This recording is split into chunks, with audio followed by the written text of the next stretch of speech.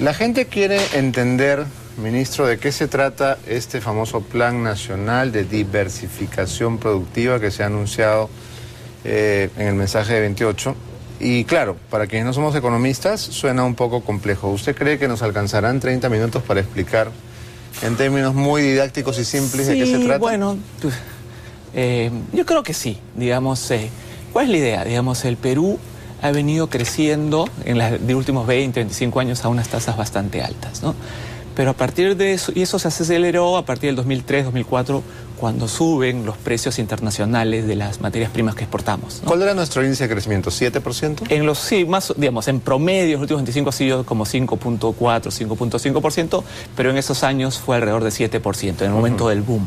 Ahora, a partir del 2011, empezó a caer el crecimiento y el crecimiento actualmente nuevamente se encuentra alrededor de 4,5, 5%. Entonces, pero esto se debe a la baja del precio de las materias primas, de los minerales. Claro, digamos, yo creo que es una asociación muy clara. Es mala suerte del presidente Ollanta que le tocó una época de, bueno, la verdad, de crecimiento. Si uno ve los precios de materias primas, empiezan a caer en julio del 2011. Ah, justo. O sea, en julio del 2011 empiezan a caer los precios. ¿No? Piñaza, pues. Sí, es mala suerte. Sí, así es, pues, digamos, pero eso no significa, digamos, tal vez, a veces estos momentos difíciles podrían ser también oportunidades, como dicen los chinos. Y en ese sentido, creo que el plan lo hemos lanzado justo con la idea de relanzar nuestro crecimiento y retomar al 7%. Si nosotros volviéramos a tener 7% y lo mantenemos, digamos, por los siguientes 15 años, en el año 2030, digamos que es algo que estamos viendo como país, podríamos tener un ingreso per cápita que es similar al de Italia hoy, ¿no? Y en ese sentido, pues seríamos un país desarrollado con buenos indicadores económicos. Entonces la idea es, digamos, pasar de 5 a 7, que sería el objetivo un poco del plan de diversificación, nos podría ayudar a lograr el desarrollo económico, que no es un camino automático. Ahora, usted ha dicho que la economía no es una ciencia, sino es un arte. Por lo tanto, es muy difícil predecir exactamente qué va a pasar. En el corto plazo, sobre todo. Yo más bien lo que dije es que la macroeconomía, en general, tiene un margen de error, sobre todo en el corto plazo, bastante alto. En ese sentido, no sabemos cuándo se va a recuperar la economía peruana de este bache de crecimiento del segundo trimestre. Pero creo que lo que sí te puede ser la economía con gran exactitud es que si se hacen las cosas bien en términos microeconómicos, en educación, en seguridad, en fortalecimiento de la institucionalidad, el crecimiento en el mediano y largo plazo va a aumentar de manera sustancial. Usted publicó con José Gallardo un libro que se llama ¿Qué se puede hacer con el Perú?, que es una pregunta que nos hacemos todos. En él observaba, por ejemplo, que el modelo de más cantidad de programas sociales no era suficiente y que el Perú necesitaba, para alcanzar un ritmo sostenido de producción, mejorar su institucionalidad, tener un Estado más fuerte, partidos fuertes, poder judicial independiente y baja corrupción, ninguna de las cuales se cumple. Claro. No, nosotros lo que dijimos es que... Nosotros lo si que vamos a ver esas condiciones en el Perú, básicamente no las tenemos. Sí, claro, tal vez si tú ves el capítulo 4 y 5, los capítulos 4 y 5 del libro, justamente dijimos qué se puede hacer con el Perú, que es parte del título, es qué se puede hacer, dado que los partidos políticos, el Poder Judicial, son variables que son muy difíciles de mejorar en el muy corto plazo. Entonces lo que dijimos es, pero ¿qué podemos hacer? ¿De qué manera afecta a la productividad de un país un Poder Judicial corrupto o un Estado débil? ¿Por qué? ¿Por qué hay una relación ahí? Bueno, la verdad es que bien, la experiencia histórica te muestra que no hay ningún país que se ha desarrollado con un Poder Judicial corrupto, Estado débil. Primero por el tema de las reglas de juego, ¿no? Cuando uno no sabe si la inversión que va a hacer, digamos, cuando uno no sabe que la inversión que va a ser completamente apropiada por uno, hay más riesgos. Si uno no sabe, si uno hace una inversión, digamos, perspectiva de inversión minera, y no se sabe si el país te puede garantizar la continuidad de la inversión, va a haber un problema. Lo otro que lo que sí dijimos en el libro, que creo que es importante, es, dado que el Poder Judicial, digamos, todavía está en un proceso de debilidad, los partidos políticos no parecen que se vayan a fortalecer en el muy corto plazo. Digamos, estas variables de largo plazo son tan todavía endebles en el país. Hay cosas que sí se pueden hacer en el corto plazo con la idea de que se vayan arreglando las otras variables en el mediano y largo plazo. Y eso, lo que dijimos en el libro en particular, es hay que fortalecer la educación, la seguridad y el desarrollo rural, digamos, ¿no? Y son 3 de los 4 ejes del gobierno, digamos, ¿no? El gobierno habla... educación, en la que estamos hasta las patas, seguridad, mejor no hablamos. Pero no, yo creo que en educación hemos empezado cambios importantes. Yo creo que ya se ha comenzado en salud, en educación, se han comenzado cambios bastante importantes y en infraestructura. Digamos, el problema de seguridad es la asignatura pendiente que todavía tenemos y bueno, ahí hay que trabajar fuerte. Pero la economía te puede ayudar a mejorar la educación, como de hecho Jaime Savera es economista y hay un grupo de economistas de manera multidisciplinaria han hecho un diagnóstico y ya se han empezado a hacer cosas que naturalmente no van a tener un impacto mañana, ni en un mes, ni en un año, pero sí van a tener impacto creo que por primera vez como país estamos haciendo un diagnóstico integral de la educación que nos debería llevar, digamos, a mejorar la tendencia en los últimos años. En una entrevista en la revista América Economía en noviembre del año pasado, también a propósito de la publicación de su libro, y antes de que fuera ministro, por cierto, dijo: definitivamente no creemos en las empresas públicas. Esa es la manera incorrecta de hacer que crezca o se fortalezca el Estado. ¿Se reconocen esas palabras? Sí, claro. Bueno, yo dije lo que dije, escribí un libro, tengo récords, sí.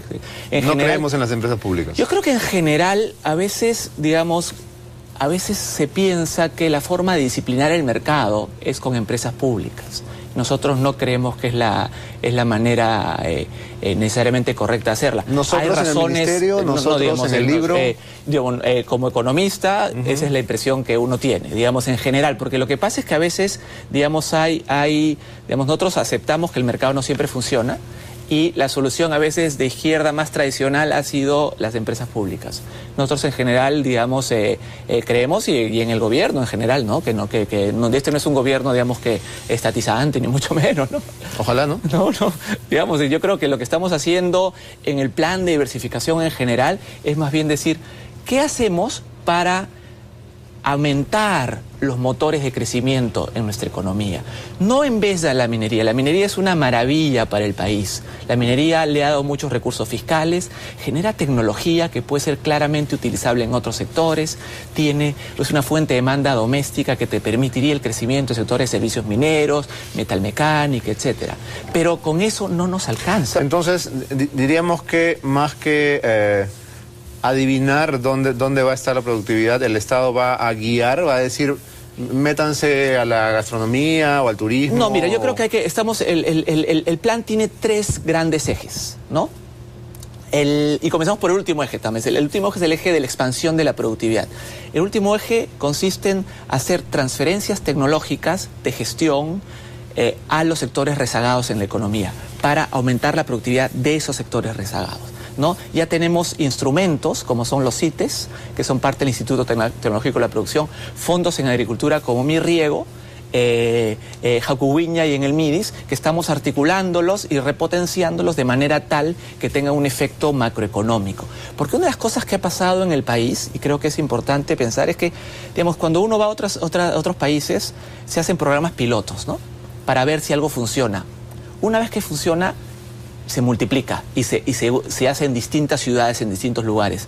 En el Perú a veces, por ciertos temores, a veces se hacen cosas pilotos muy chiquitas y después no se escalan. Entonces son experiencias interesantes, pero que no tienen una relevancia macroeconómica. Entonces tenemos, el objetivo de este gobierno es en el ámbito de la productividad justamente expandir estas actividades de transferencia tecnológica y de gestión que deberían ayudar a reducir nuestra desigualdad, que es fundamental para la economía.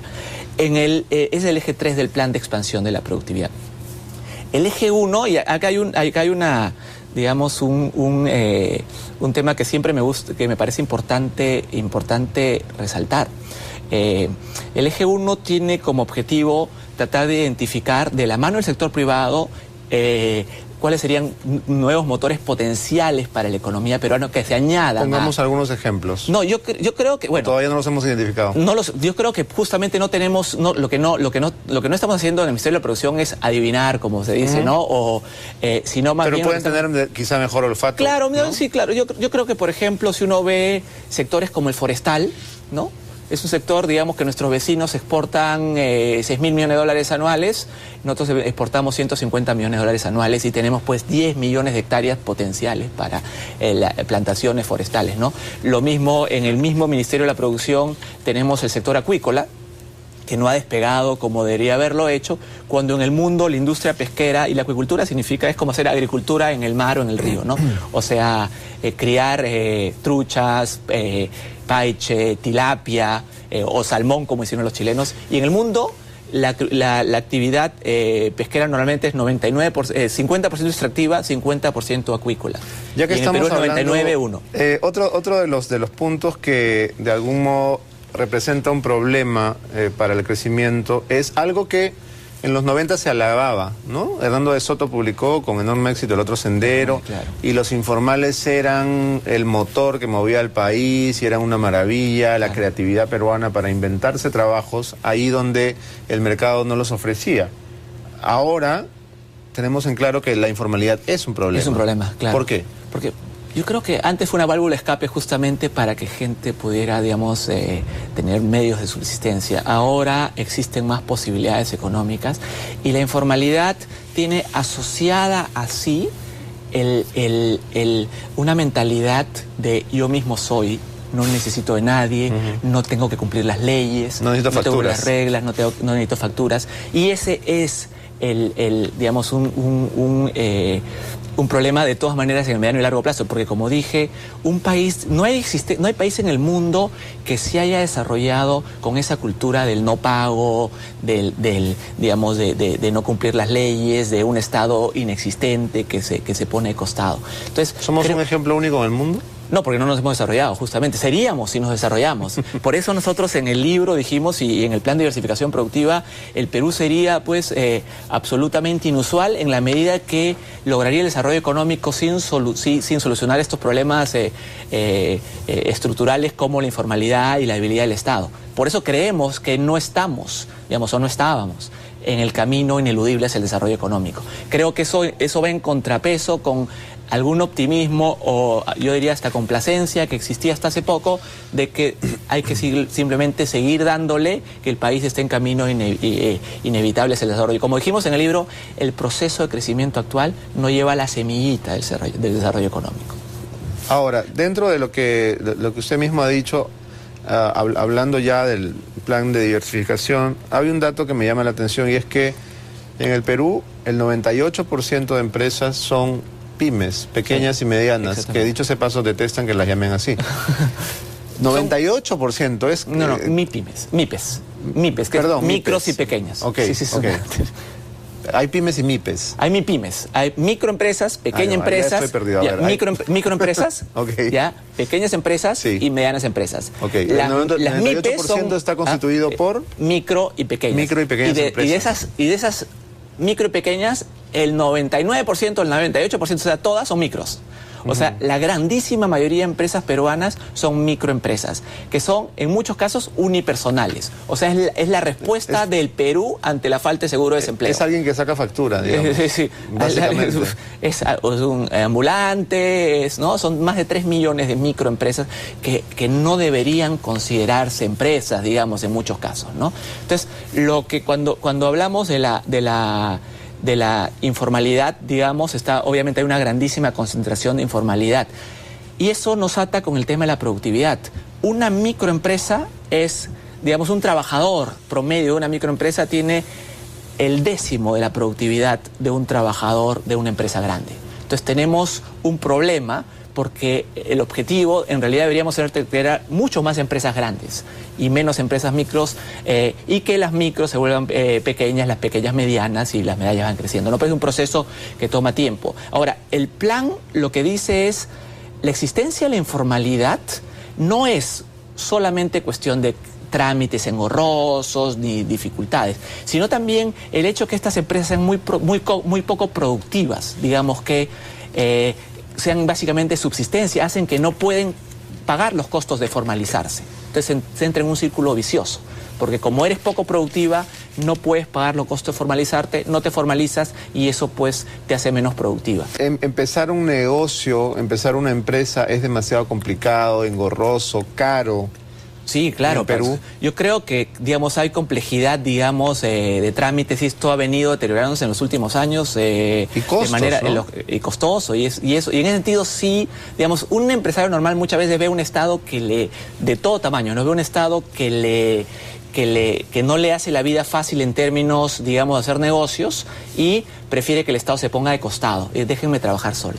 Pero esa es una solución de corto plazo, porque como dije, necesitamos en realidad un Estado que más bien sea eficiente, que sea un socio del sector privado que permite el proceso de crecimiento. Y nosotros hemos empezado en el eje 2 del plan justamente una serie de medidas para reducción de trámites y para mejorar regulaciones que no eran correctas. Cuando yo llego al Ministerio de la Producción, le digo, presidente, creo que esto lo podemos hacer. No solo tiene que ser un plan industrial, porque era lo que se pensaba, sino un plan de diversificación productiva, porque lo que queremos es nuevos motores. Que sea industria o no es menos importante. Lo importante es que genere empleo formal y de calidad, que tenga potencial de crecimiento, que sea productivo y con muchas capacidades de productividad, y eso podría darse en la gastronomía, en el turismo, en servicios. Entonces yo creo que el mundo del siglo XXI nos requiere pensar de manera un poco distinta. Los países que desarrollaron en los 60s, en los 70s, digamos, llámese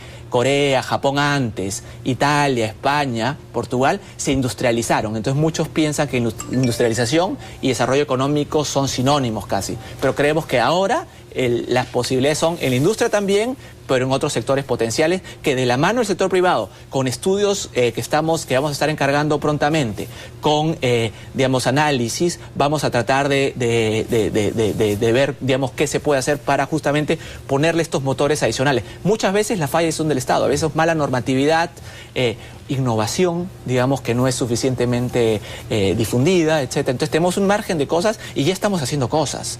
Digamos, yo creo que hay una discusión, digamos, todavía, como el Perú se quedó traumado por digamos, las crisis de los 70s y fundamentalmente de los 80s, hay un miedo a que el Estado haga cualquier cosa. Pero el Estado ha hecho muchas cosas. El Estado, digamos, creó digamos, regímenes especiales tributarios y laborales en minería y en agricultura y en agroindustria en los últimos años, que tuvieron un éxito primero en minería y ahora actualmente en agroindustria. Vaya que le ha sacado el jugo estos últimos minutos, sí, sí, y nadie se rasgó las vestiduras, ¿no? Ok, no se siente identificado con la gran transformación. Yo me siento identificado con, digamos, la hoja de ruta, me siento identificado con lo que ha enunciado el presidente en este gobierno, o sea, una estrategia de desarrollo con ejes en educación, salud, seguridad, infraestructura, y con un norte que te da el plan de diversificación productiva, que yo creo que nadie nos puede decir que no hay un norte. Digamos, puede estar de acuerdo o desacuerdo, pero este gobierno no es el gobierno del piloto automático. Muchas gracias.